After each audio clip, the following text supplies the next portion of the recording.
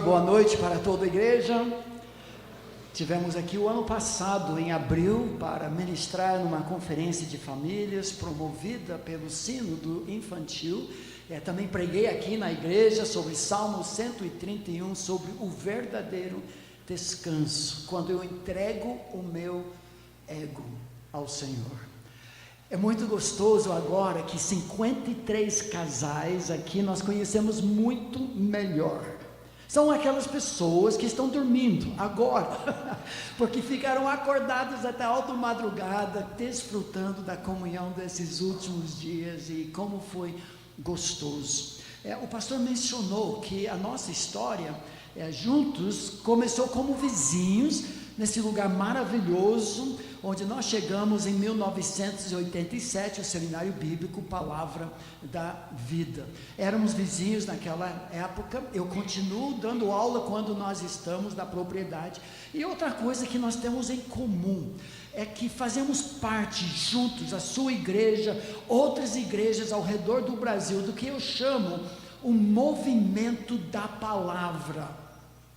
Exposição bíblica e aconselhamento bíblico. Pela graça de Deus, um dos mentores do pastor foi um dos primeiros pioneiros para trazer de volta à igreja brasileira a suficiência das escrituras, sua infalibilidade para tratar do coração do homem. Inclusive amanhã chegaremos para a nossa conferência anual de aconselhamento bíblico. Nós vamos chegar a tempo para participar disso. Eu sei que vocês têm sido muito envolvidos. No ano passado me encantei só vendo as matérias que vocês oferecem aqui. Então continuem firmes, porque esse movimento que está passando, enquanto outros movimentos que não têm fundamento bíblico estão varrendo a igreja brasileira, vocês fazem parte de algo fenomenal e maior. Eu gostaria que você abrisse sua Bíblia agora, na carta de Pedro, sua primeira carta, capítulo 5, 1 Pedro 5, versículos 5 a 9, no final até 11. Nós vamos nos debruçar sobre esse texto, e eu confesso para os irmãos que, em momentos assim, eu escolho um texto para mim. É um texto que eu preciso. É uma daquelas lembranças que nós faríamos bem de ter cada dia, e certamente vai falar para muitos de nós sobre a humildade que Deus espera em seu povo, justamente para nós nos tornarmos candidatos da sua graça. O favor não merecido de Deus se derrama sobre aqueles que sabem que não merecem. Mas Deus resiste aos soberbos. Eu chamo isso paradoxo da vida cristã, porque na vida física, biológica, intelectual, emocional, crescimento é medida em crescente independência. Nós vibramos a primeira vez que o nosso filho consegue tomar aqueles passos, e agora o mundo se abre. A primeira vez que vai para a escola, as marcas de independência quando vai para o colégio, casa-se. Nós medimos crescimento, maturidade através da independência, do crescimento físico também. Na nossa casa, o pastor mencionou, mas nós temos muitos netos. De fato, o pastor nasceu para nossa filha caçula na sexta-feira retrasada, nosso 22º neto, pasmem, irmãos. Alguns anos atrás, quando só tínhamos 18,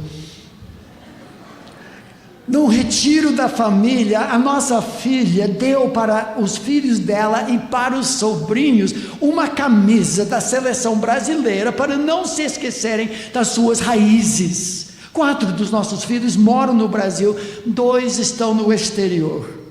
E foi interessante que nas costas, e você percebe o desenvolvimento do número 1 até 18, alguns não puderam estar lá, com nome nas costas, em ordem de crescimento, nascimento. Fora do tempo nasceu o número 19, a pequena Joana, e depois disso outros, então não conseguimos mais camisas para essas crianças.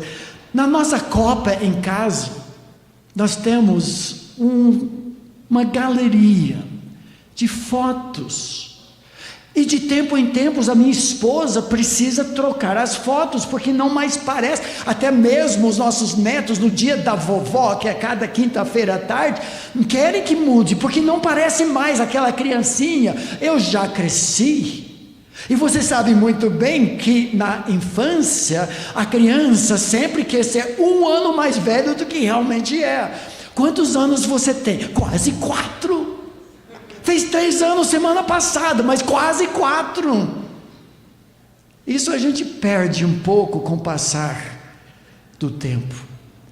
Mas o paradoxo da vida cristã é o contrário disso. Crescimento espiritual é medido em crescente dependência. Isso parece totalmente contra a natureza da gente. Eu quero fazer, eu quero realizar, eu consegui. Mas na vida cristã é o contrário. Menos eu, mais Jesus.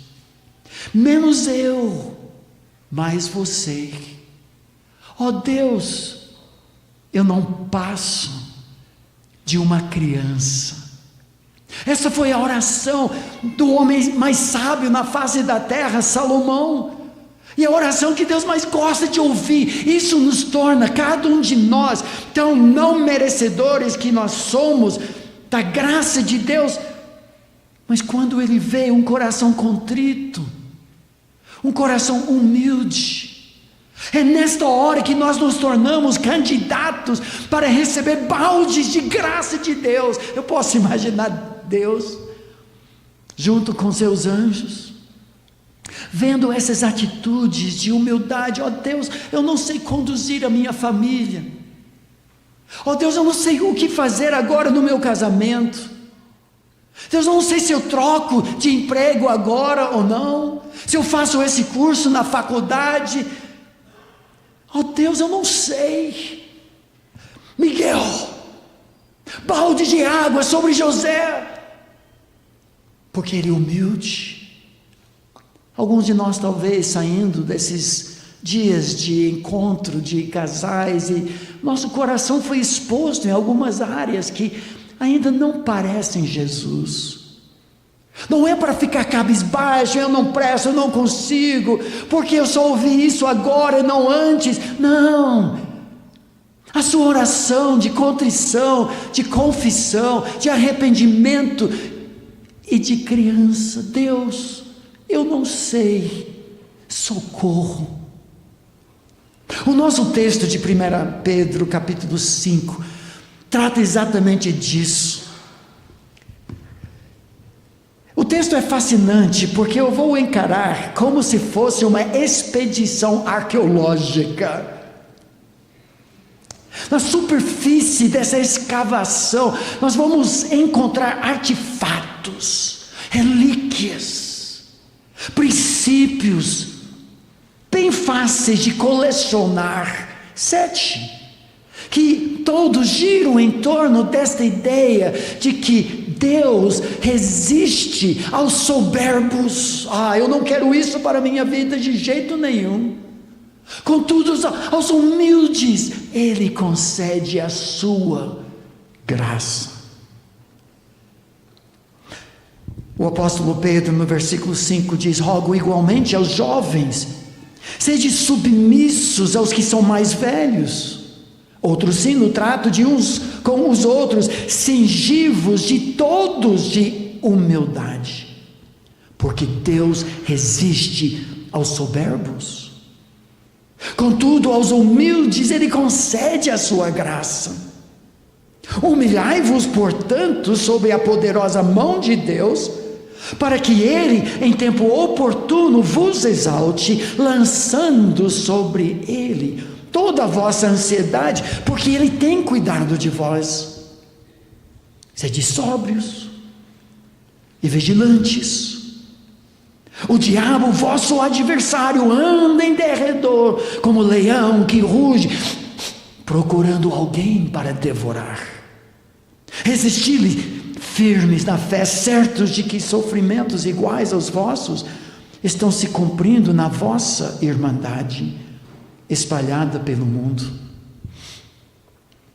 Ó Deus, nós clamamos humildemente, que o Senhor nos ensine pela Tua palavra, pelo Teu Espírito. Nós não merecemos isso, Senhor, ser banhados nas Tuas palavras, mas o Senhor concede a Tua palavra para nós, para sermos justamente candidatos do Seu favor não merecido, e nós reconhecemos, nem ouvir uma mensagem da Tua palavra somos merecedores, não somos dignos nem de tocar na sandália do pé de Jesus, como disse João Batista. Ensina-nos, exalte o Teu Filho, que foi o exemplo maior de humildade que esse mundo já viu. Oramos pelos méritos sempre dele e nada de nós. Amém. Irmãos, nós vivemos num mundo em que a arrogância, a prepotência, o orgulho espiritual caracterizam muitas pessoas. Um triunfalismo em nome de Jesus, que não passa de uma arrogância espiritual, em que eu sou cabeça e não cauda, eu sou príncipe, filho do rei, eu sou mais que vencedor, eu declaro, eu decreto, eu exijo, eu determino, eu reivindico. Dias em que nós vemos isso também em igrejas conservadoras, de sã doutrina, mas tem politicagem, disputas por poder, por posições e projeções de autoimagem, pessoas viciadas na mídia para projeção pessoal. Irmãos, o que é isso? Nós somos vasos de barro, nós somos pó. Eu amo o Salmo 103 que diz isso, que como bom pai se compadece dos seus filhos, Deus que se compadece de nós, porque Ele sabe que nós somos pó, nós que esquecemos, nós que queremos nos projetar, e isso é grande coisa. Perigo, alerta, cuidado com esse tipo de triunfalismo baseado no eu. Pedro nos desmonta. Eu diria, à luz desse texto que vamos olhar agora e outros, que a ideia principal, o ponto, a lição moral que eu chamo a grande ideia, é muito simples. Deus quer que nós cresçamos em pequenez. O paradoxo da vida cristã, que sejamos cada vez mais cientes da nossa incapacidade, das nossas falhas, da nossa fraqueza, mas é isso que nos torna candidatos da graça de Deus. Eu quero isso. Baixar minha bola e ser candidato da graça. Então, olha comigo para o versículo 5. Vamos colecionando na superfície dessa escavação arqueológica bíblica, porque em 2 momentos nós vamos aprofundar nossa descoberta, escavação. Nós vamos cavar uns eixos, 2, E perceber como essa história, Deus resiste aos soberbos e dá graça aos humildes, tem uma longa história bíblica. De fato, podemos dizer, é uma das mensagens principais da Bíblia. Em primeiro lugar, versículo 5, submissão, palavrão para muitos hoje. As autoridades, nesse contexto, os presbíteros, que representam os mais velhos, a mesma palavra na língua original. Rogo igualmente aos jovens, ele destaca os jovens desse momento, sede submissos aos que são mais velhos, aos presbíteros. No contexto está falando sim da liderança espiritual da igreja, de alinhar-se debaixo, não é característica da juventude. Que bom que vocês estão aqui, eu posso pregar diretamente para vocês. A característica da juventude é ser dono do seu próprio nariz, de saber tudo, de não querer buscar conselho de mentores, dos mais velhos, ultrapassados. Eles não sabem nem ligar a televisão em casa. Eu não sei, eu preciso chamar minha filha caçula para fazer isso. O que eu vou aprender? Mas Pedro diz, não, jovem, você quer receber baldes de graça, alinha-se, como Hebreus 13 diz, obedecer seus guias espirituais, eles zelam pela vossa alma. Provérbios 3 diz, não seja sábio aos teus próprios olhos, confia no Senhor de todo o teu coração, não te estribes no teu próprio entendimento, reconhece-o em todos os teus caminhos, Ele endireitará as tuas veredas. Essa graça de Deus sobre aqueles que se alinham. Meus amigos, em nossos dias, essa área de submissão que virou palavrão, mais quando se trata dos textos que falam das mulheres, mas submissão é o sabor do cristianismo. O Espírito Santo aplica a obra final de Cristo na cruz para realinhar relacionamentos fraturados em Gênesis capítulo 3. Nas Escrituras nós descobrimos que todos nós devemos nos alinhar debaixo da liderança de Deus. O cidadão é submisso ao governo, as ovelhas para seus pastores. Aqui nesse texto, jovens para os presbíteros, esposas para os maridos, filhos para os pais, servos para mestres, em Cristo. O que foi fraturado, desajeitado, é consertado de novo. A primeira marca de humildade que encontramos nesse texto é a submissão dos mais jovens, mas tem outra aqui. No versículo 5, a segunda parte, humildade é uma virtude cristã que pode ser adquirida e desenvolvida. Olha o que diz.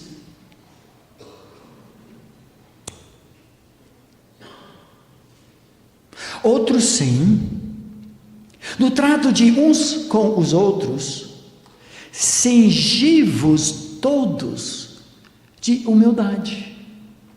Meus amigos, talvez seja uma das melhores notícias que você já ouviu na vida. A sabedoria bíblica, que vem pelo temor do Senhor, que exige um pequeno eu e um grande Deus, está ao seu alcance.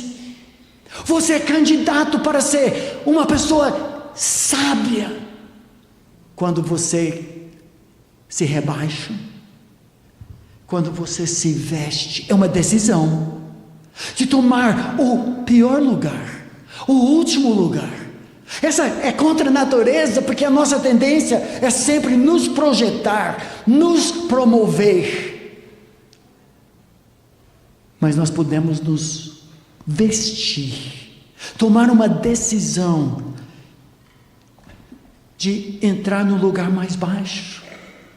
E quando Deus fez isso, Gabriel, Miguel, mais graça para fulano, porque vestiu-se como meu filho, que pegou a toalha e tirou o fungo de entre os dedos dos seus seguidores, o Mestre, o Filho de Deus, o Criador de galáxias, que mantém átomos e o mundo intacto, e ele se humilhou. Nós podemos adquirir humildade que conduz para a sabedoria, vestindo-nos, assumindo, pegando a toalha. Mas agora chegamos o que é o centro, o cerne da questão desse texto, sobre ou em volta de qual todo o resto do texto gira. Olha o final do versículo 5.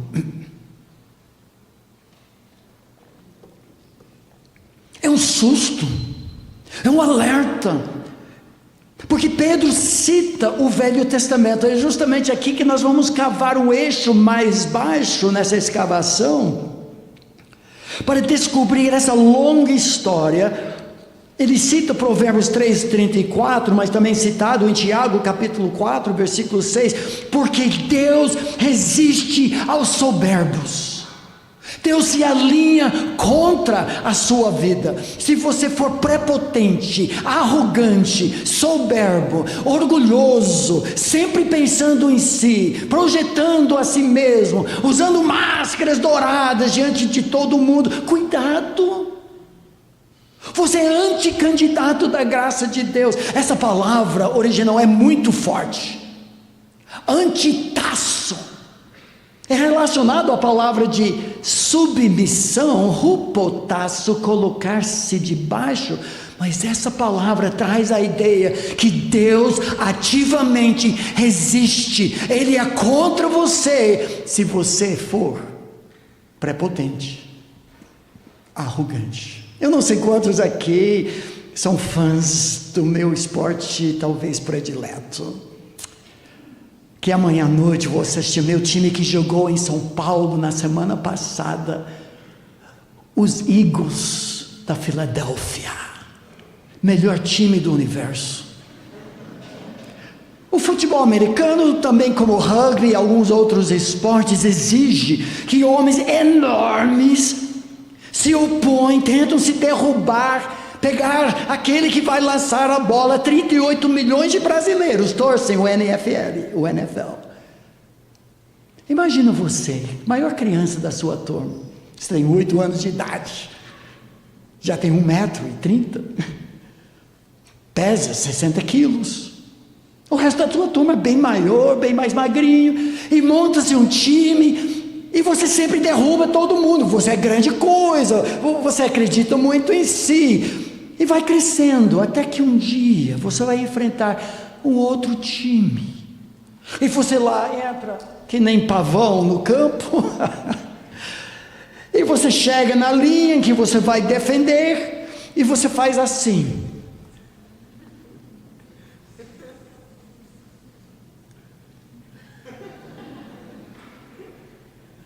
Lá do outro lado, tem um sujeito do 4º ano, que tem 2 metros de altura, pesa 100 quilos, a voz dele mudou no jardim da infância,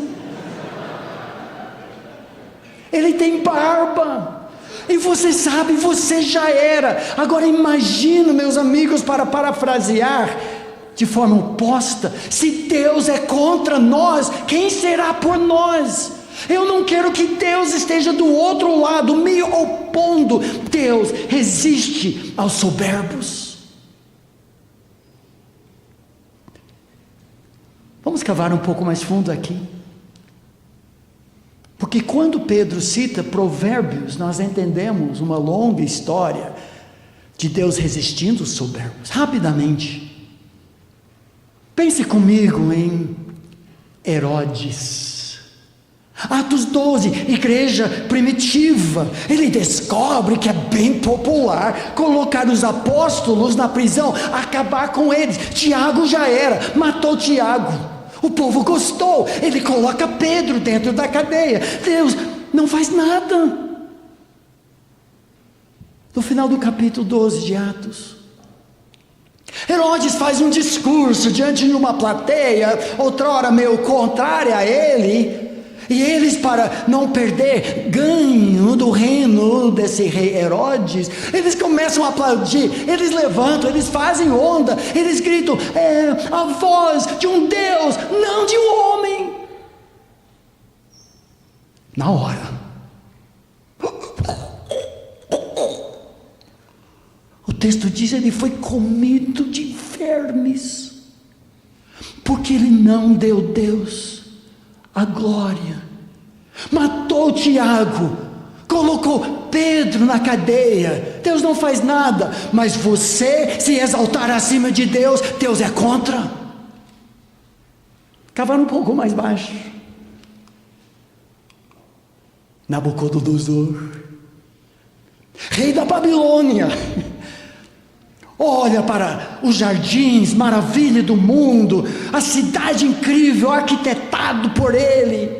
Não é essa grande cidade de Babilônia que eu criei para a glória do meu...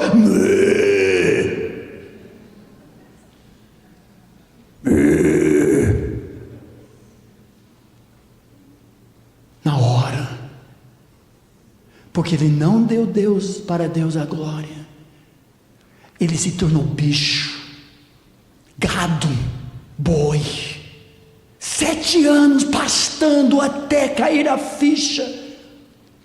Deus é capaz de humilhar qualquer um. Todas as nossas vidas são por um fio. É só por Deus que você tem seus talentos, suas habilidades e tudo mais.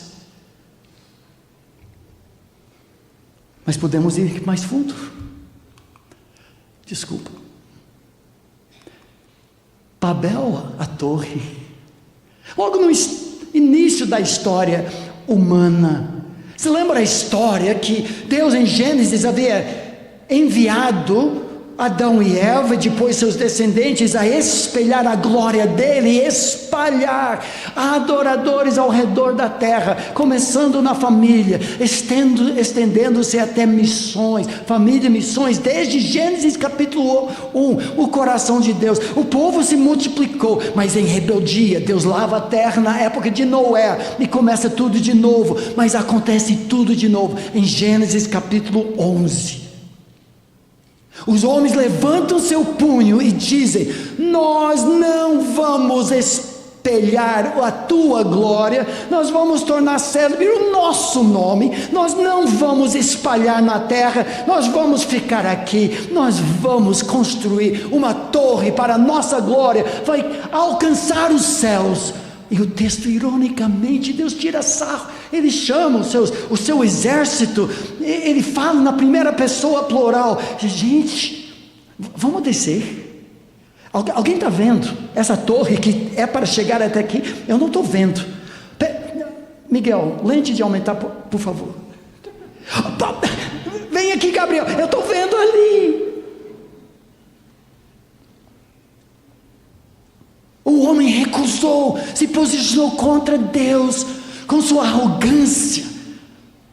E Deus, as a result, He confounds their languages. They can't understand each other anymore.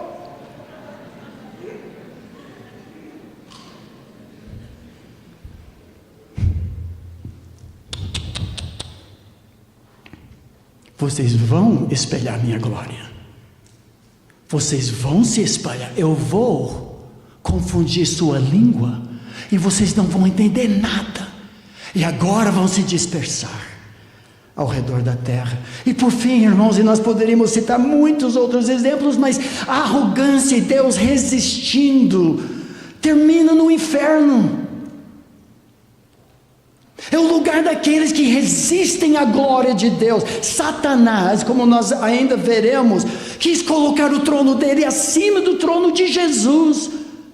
Ele faria tudo para que ele tivesse a posição de Jesus. Nesse sentido, o orgulho começou no céu, com Satanás querendo o lugar de Jesus como anjo da luz, cheio de si mesmo, e terminou no inferno. Eu não quero isso. Eu não quero me posicionar contra Deus. Mas agora vem as boas notícias. A citação de Provérbios 3, que nos remete para o Velho Testamento, como acabamos de fazer a nossa expedição mais profundo. Nós lemos a outra parte da citação do versículo 5. Contudo, aos humildes concede a sua graça. O favor que ninguém merece, aqueles que sabem que não merecem, agora recebem. Isso eu quero. Como me tornar um candidato? Bom, eu preciso submeter-me aos mais velhos presbíteros. Eu me visto, tomo decisões, não vem geneticamente, vem pela decisão de pegar o lugar mais baixo e baixar a minha bola.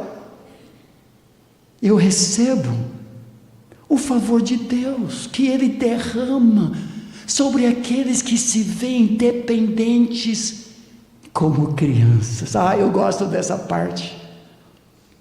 Porque agora nós vamos cavar outro eixo, descendo na história bíblica, e ver de onde vem essa ideia de que Deus dá graça aos humildes. Bom, em primeiro lugar, é uma citação de Provérbios, porque a chave da sabedoria é o temor do Senhor, que começa com um pequeno eu e um grande Deus.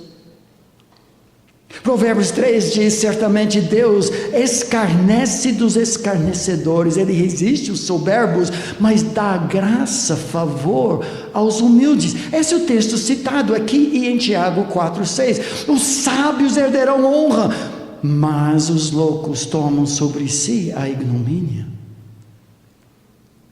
Salomão sabia do que ele falava, por dois motivos. Um é porque foi a chave da sabedoria dele. Vocês lembram quando Deus aparece numa visão da noite e dá um desejo, não é esfregar a lâmpada, mas Deus graciosamente fala para esse filho amado de Davi, chamado Salomão: peça qualquer coisa. Ele, recém-coroado, ele não perde a oportunidade. Papai ensinou bem. Provérbios 4: filho meu, Salomão, adquira sabedoria com tudo que tens, adquira discernimento, clama a Deus por isso. Ele foi preparado no culto doméstico da sua família para fazer isso, e na hora ele diz: agora pois, ó Senhor meu Deus, tu fizeste reinar o teu servo em lugar de Davi meu pai. Eu não passo de uma criança, Senhor, eu não sei como conduzir-me. Dá, pois, ao teu servo coração compreensivo para julgar a teu povo, para que prudentemente discerna entre o bem e o mal. Esse pedido alegra o coração de Deus. Quando nós nos humilhamos, quando nós nos vemos dependentes, quando nós crescemos em humildade, crescemos em pequenez. Eu diria até que talvez seja a oração que Deus mais gosta de ouvir. Ó Deus, eu não passo de uma criança. Você acha às vezes que as suas falhas, suas fraquezas, seus fracassos na vida tornam você anticandidato da graça? Não, é o contrário. O coração contrito e humilde é justamente aquele que Deus quer dar mais graça. Senhor, eu não passo de uma criança. Mas se cavarmos mais baixo ainda, eu já mencionei, Salomão aprendeu isso do seu papai pastorzinho de ovelhas, bem diferente de Saul, que quando ele era pequeno aos seus próprios olhos, ele recebia muita graça. Quando ele se achou, Deus deu para Davi. E o salmo que eu preguei aqui o ano passado expressa isso. Senhor, não é soberbo o meu coração, nem altivo o meu olhar. Olha a diferença com o triunfalismo evangélico dos nossos dias. Eu não ando à procura de grandes coisas, nem de coisas maravilhosas demais para mim. E olha de novo, pelo contrário, eu fiz calar e sossegar a minha alma como a criança desmamada. Se aquieta nos braços de sua mãe, como essa criança, minha alma para comigo. Espera, ó Israel, no Senhor de agora e para sempre. Não pare de diminuir. Deus dá graça aos humildes. Talvez sua oração essa semana possa ser: Senhor, eu não passo de uma criança nos meus estudos, no meu trabalho. Eu não sei como conduzir esse ministério que o Senhor me concedeu. Senhor, nós sempre temos mais mês no final do dinheiro do que dinheiro no final do mês. Eu não sei como conduzir as finanças. Eu não sei como lidar com a tentação que me assola. Senhor, eu não sei como liderar o meu lar, orar com minha esposa, liderar um culto doméstico mesmo uma vez por semana. Senhor, eu sou uma criança.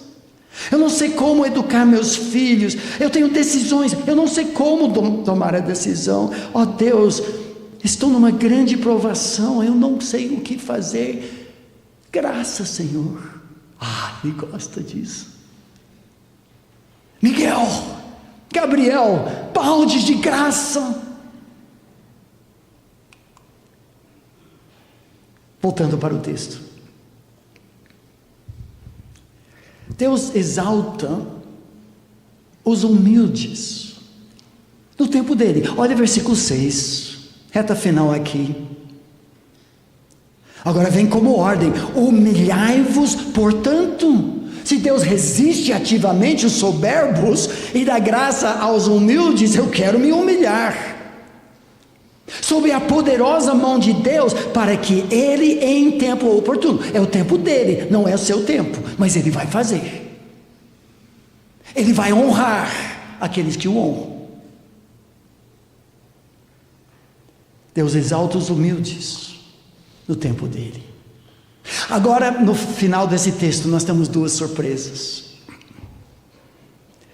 É isso que eu gosto da exposição bíblica sequencial, porque você tem que observar o contexto.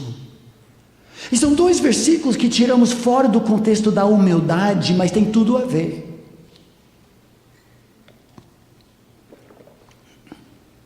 Olha para o versículo 7. O sexto artefato da superfície que pegamos diz isso: ansiedade é uma forma de orgulho. Quando nós somos tentados a ficar ansiosos, defendendo nossos direitos, defendendo nossa reputação, temor dos homens que faz com que a opinião de outros tenha valor acima da opinião de Deus. É nessas horas que o texto nos pede para nos humilhar e lançar sobre Deus essas preocupações. Ansiedade é sinal de um coração que passa pela síndrome de Deus, que assume mais sobre seus ombros, que tem o eu como soberano e não Deus. Notem que no texto, versículo 7, começa com um gerúndio, um particípio na língua grega. Está relacionado à palavra humilhai-vos, portanto, lançando sobre ele toda a vossa ansiedade, porque ele tem cuidado de vós. A ideia é que o oposto de humilhar-se é assumir o peso do mundo e ser ansioso como você pudesse mudar as coisas. Ansiedade manifesta orgulho, imaginando que eu tenho mais controle sobre os eventos da minha vida do que eu realmente tenho, sempre preocupado com a minha imagem, temor aos homens, sempre avaliando o que outros pensam a meu respeito, freneticamente divulgando todas as realizações em mídias sociais, porque se as pessoas não perceberem o que eu faço, eu não sou ninguém, sentindo-me ofendido por esquecimentos e falta de reconhecimento. Mas se estou servindo a Deus, por que eu me preocupo com isso? Fazendo comparação o tempo todo com outros ao meu redor e ficando desanimado ou orgulhoso. Sempre comparação é tolice. É manifestação de orgulho. Se outros são melhores, eu fico desanimado porque eu queria ser melhor. Se eu sou melhor, eu fico orgulhoso porque eu sou melhor. Ansiedade manifesta orgulho. E a última surpresa do texto vem do versículo 8 e 9. Eu não esperava isso, mas o contexto continua o mesmo. Nesse contexto, e à luz do que nós já vimos, cavando aquele eixo até o inferno, nós entendemos agora, o diabo está à caça, à procura de outros que têm o mesmo cheiro de orgulho e autossuficiência. É filé mignon, é picanha com alho para o diabo, o nosso orgulho. Sede sóbrios, versículo 8 diz, e vigilantes. Nesse contexto, o diabo, vosso adversário, anda em derredor como leão que ruge, procurando alguém para devorar. No contexto, quem é esse alguém? Os orgulhosos, aqueles que se acham, irmãos, diferente de Jesus, que foi o campeão de submissão. Maior exemplo disso, Satanás é o campeão de rebeldia, em submissão, é o sabor de enxofre. Foi o que aconteceu quando ele quis colocar seu trono acima do trono de Deus. Foi o que ele ofereceu para Jesus na tentação. Foi o que ele fez no jardim do Éden, quando sussurrou no ouvido de Eva, tomando a frente e não falando com Adão, o único que tinha ouvido o que Deus falou. Foi subversivo, insubmissão, rebeldia, vem do inferno. Quando o texto diz isso, eu penso nos leitores de 1 Pedro, no contexto de sofrimento. Ele vai falar sobre isso agora. Esses leitores sabiam o que era ser devorado por um leão. Algumas semanas atrás, eu e a minha esposa, depois de um ministério na Escócia e Alemanha, nós fomos para a Itália, ficamos um quarteirão do Coliseu. Fizemos um tour, a minha irmã que pagou tudo isso, e nós fomos lá nas profundezas, ouvimos as histórias. Quando Pedro fala isso para seus leitores que estão sofrendo no mundo todo, eles sabem o que ter um osso esmagado pela boca de um leão. Ele está procurando alguém, os orgulhosos, os prepotentes, para devorar. Agora, olha o que o texto paralelo diz. Tiago 4 diz a mesma coisa. Ele fala, antes, ele, Deus, dá maior graça, pelo que diz, Deus resiste aos soberbos, mas dá graça aos humildes. E continua na mesma linha de pensamento, sujeitai-vos portanto a Deus, mas resisti ao diabo e ele fugirá de vós. O repelente anti-diabo.